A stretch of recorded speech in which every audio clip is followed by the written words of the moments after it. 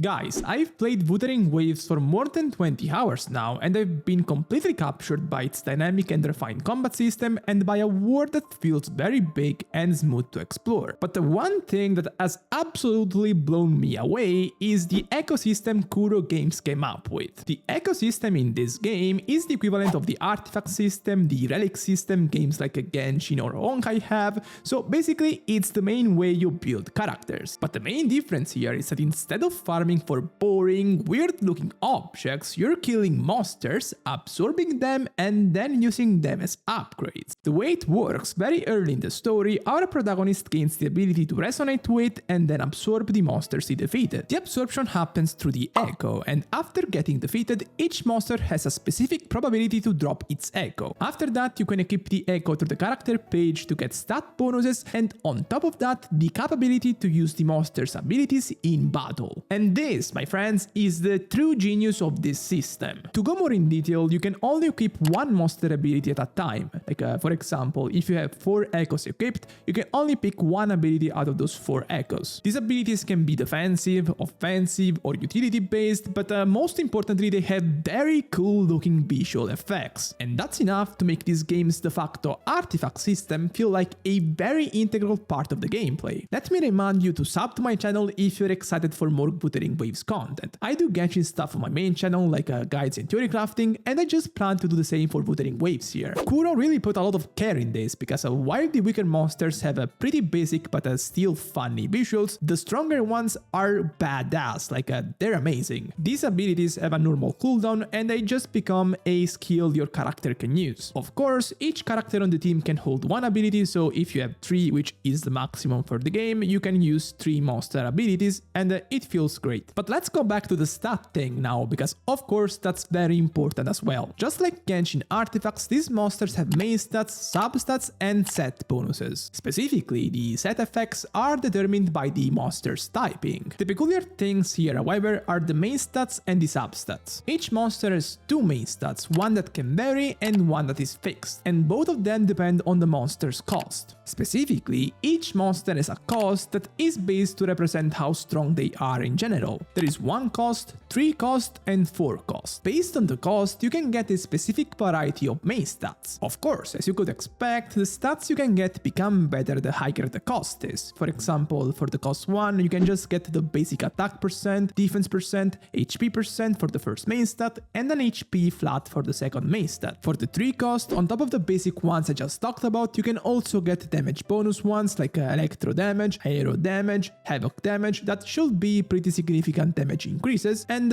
also energy recharge stats. Meanwhile, the 4 cost introduces the crit ones and the healing bonus percent. But other than defining the main stats each monster can have, the cost also determines one more thing. In fact, there is a limit to how many monsters each character can equip, and this limit is partially determined by the cost. More in general, you have 5 echo slots you can fill, but as soon as you reach the cost limit, you just won't be able to add monsters anymore. This makes this game system much less straightforward than what Genshin has, for example, because in Genshin you have 5 slots, each of them representing a specific piece, and you basically just fill them all with according artifacts. On the other hand, in Wuthering Waves, it's much less set in stone because there is no limit to how many echoes of the same type you can use. The current cost limit in beta is of 12, and for example, you could decide to equip 3 4 cost echoes to max out on crit stats, or you could use 1 4 cost, 2 3 cost, to 1 cost to use 5 echoes and max out on set bonuses.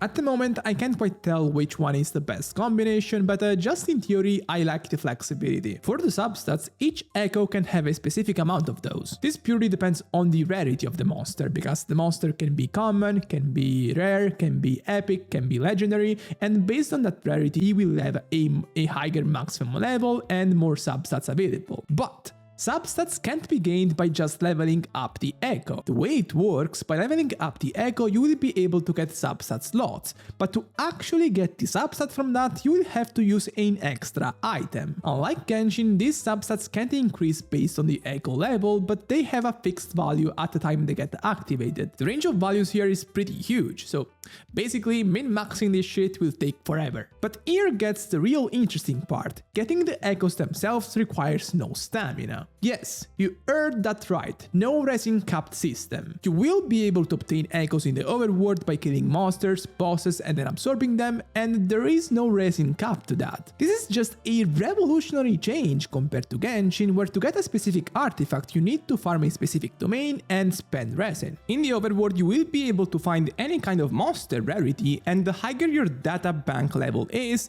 the higher the probability to get very rare monsters will be. This data bank thing is basically like a Pokédex from Pokemon, and it will gain levels based on how many different monsters you manage to find. And truthfully, this kinda turned my early game Wuthering Waves experience in sort of a gotta catch 'em all thing, where I just tried to look for different monsters because it's fun. And from a game design standpoint, I really like how they managed to merge the exploration part of the game with the end game farming activity. In Genshin, the exploration part is very nice, but it sort of feels detached from the whole end game thing, if there even is one, while in Wuthering Waves you fight cool ass bosses, defeat them, absorb them, and then use their abilities in combat yourself through the echo thing.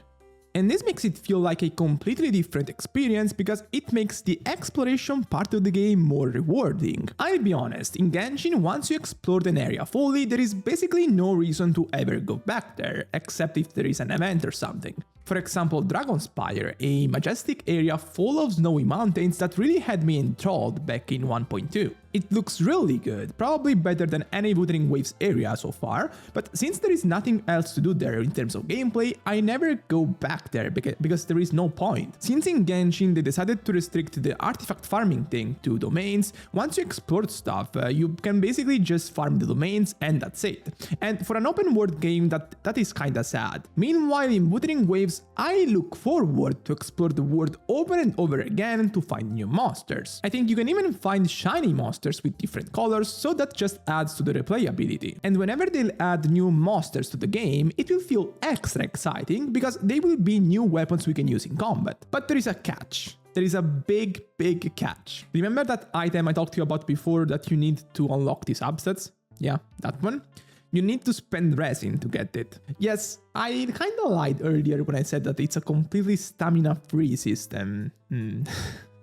There is a stage where you can get it, and I don't really know the rates for the highest level because I'm not there yet, but yeah. But still, it's not really that bad in my opinion, because you can farm the echoes first to get the main stats you want, and then use these items on the echoes that deserve it. The only real scary part is that these substats can have a huge range of values, so it can turn into a pretty grindy system real quick. But it's a single player game, so there is no real pressure to min-max. And I'm done for today. So far, I'm really satisfied with the game and I look forward to playing it more. If you enjoyed this video, make sure to subscribe and peace!